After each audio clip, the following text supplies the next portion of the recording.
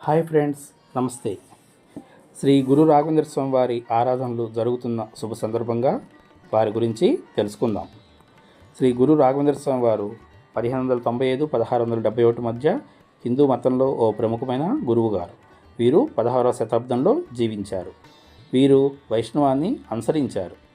మధ్వాచార్యులు బోధించిన ద్వైతాన్ని అవలంబించారు.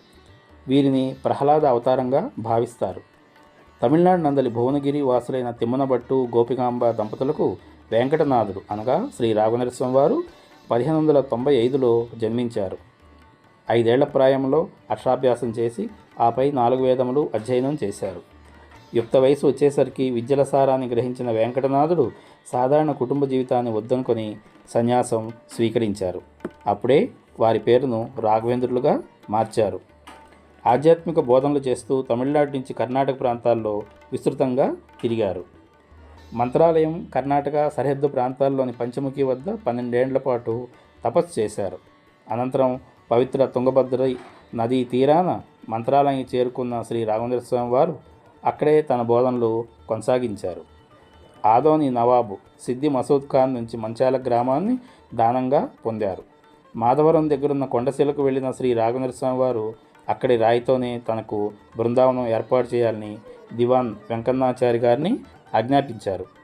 త్రేతాయుగంలో ఈ రాయి శ్రీ సీతారాముల వారికి 7 గంటల పాటు విశ్రాంతి ఇచ్చిందని, ఆ మేరకు 700 సంవత్సరాలు ఈ రాయి పూజలు అందుకుంటుందని వరమిచ్చారని, ఈ కారణం చేతనే ఈ రాయితోనే బృందావనం ఏర్పాటు చేయాలని కోరారు.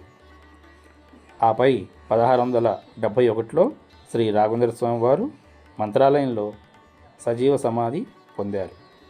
వీరు శ్రీ మూలరాముడు శ్రీ పంచముఖ ముఖ్య ప్రాణదేవరు అనగా పంచముఖ ఆంజనేయ స్వామి వారికి పరమ భక్తులు. వీరు పంచముఖిలో తపస్సు చేశారు. ఇచ్చట శ్రీ హనుమంతుల వారిని దర్శించారు. మంత్రాలయంలో తన మఠాన్ని స్థాపించారు. నిత్యము వేల కొలది భక్తులు మంత్రాలయం శ్రీ రాఘవేంద్ర స్వామి వారిని దర్శించి తరిస్తూ ఉంటారు.